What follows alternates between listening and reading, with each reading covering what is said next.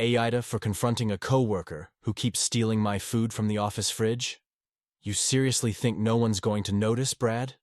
That's what I said, loud enough for everyone in the break room to hear. As Brad, not his real name, sat there, casually eating what was very clearly my homemade lasagna. His fork hovered midair, and for a second he looked like he was about to deny it. Instead, he smirked and said, "What's the big deal? It's just food." Let me tell you, it's not just food. I 29 work in a mid-sized office, and like most places, we have a shared fridge in the break room. The unspoken rule is simple. If it's not yours, don't touch it. And for the most part, everyone followed it.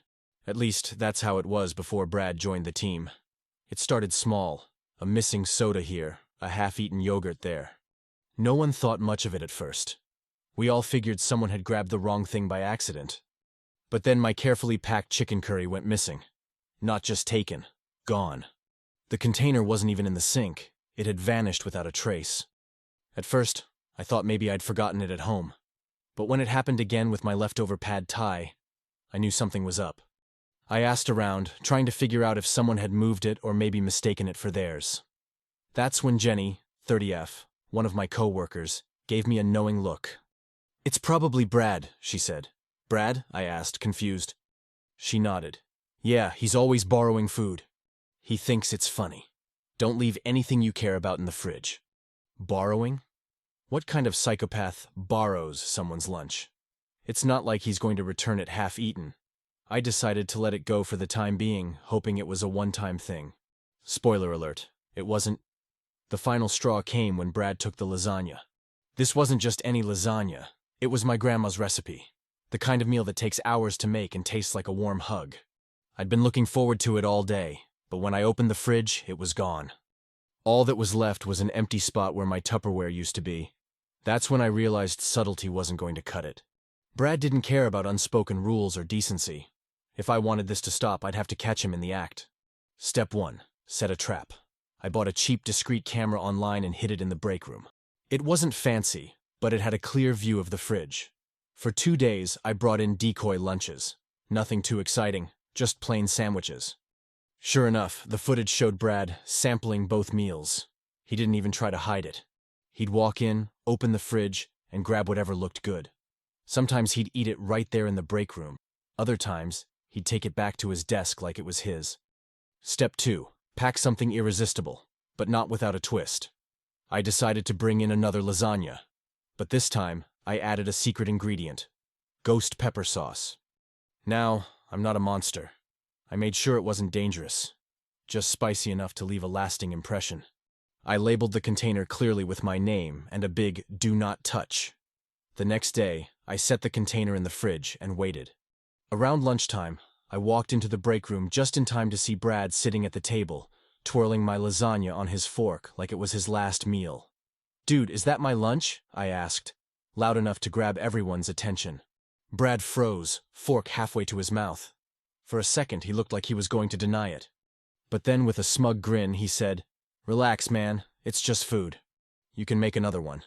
The sheer audacity of this guy. "Just food?" I said, raising my voice enough for the entire room to hear. "That's the 3rd meal of mine you've stolen this month. You think you're entitled to everyone else's food just because it's in the fridge?" By now, a small crowd had gathered, with people murmuring and nodding in agreement. Brad, still trying to play it cool, said, "It's not like you needed it. Don't take it so seriously." But then the ghost pepper sauce kicked in. Brad's face turned bright red, and he started coughing uncontrollably. He reached for his water bottle, downed it in one go, and then frantically searched for something to cool the heat.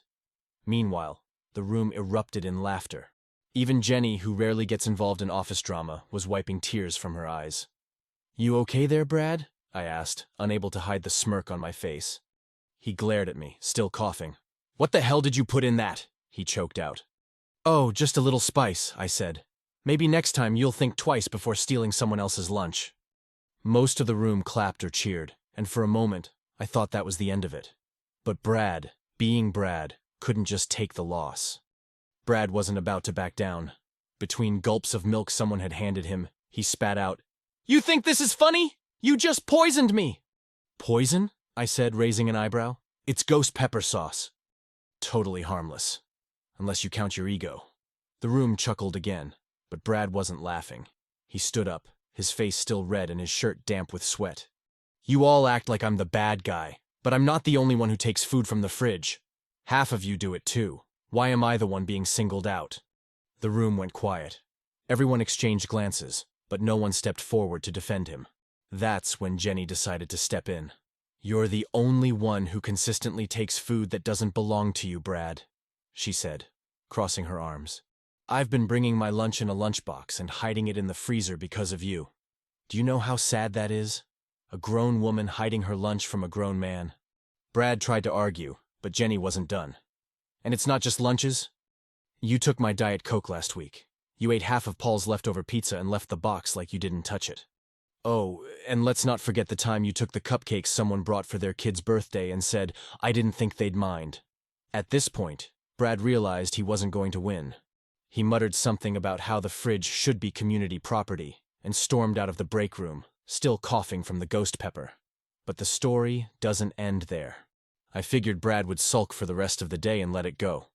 But instead, he filed a complaint with HR. Yes, you read that right. He complained about me. Apparently, spiking my own food with hot sauce was dangerous and unprofessional, and he demanded that I apologize or face consequences. When HR called me in, I won't lie, I was nervous. But as soon as I walked into the office, I could tell they weren't taking his complaint seriously. One of the HR reps even smirked when I explained what happened. So, let me get this straight, the HR manager said, flipping through the notes. He stole your clearly labeled lunch, ate it without permission, and is now upset because it was spicy? That about sums it up, I said. They reassured me that I wasn't in trouble, but said they'd have to have a conversation with Brad about his behavior. Apparently, I wasn't the first person to complain about him, and this wasn't the first time food theft had come up.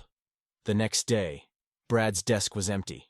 Word spread quickly that he'd been let go, and while no one openly celebrated, there was definitely a sense of relief in the air. Jenny even made a joke about finally being able to bring her favorite salads again without worrying they'd magically disappear. But here's where it gets even better. A few days later, I found an envelope on my desk. Inside was a $20 bill and a note in Brad's handwriting that said, "For the lasagna. Sorry." I couldn't tell if it was a genuine apology or just his way of saving face. But honestly, it made me laugh harder than I'd laughed in weeks. Now, the break room has become a symbol of justice. People are bringing in their favorite meals again, confident they won't disappear. Jenny keeps joking that we should hang a plaque above the fridge that says, "In memory of Brad, the phantom lunch thief." Even though the whole thing turned into office legend, I can't help but wonder, was I the jerk for setting a trap with the ghost pepper sauce? Or did Brad finally get what he deserved? Thank you for watching. Tell us what you would do in this situation.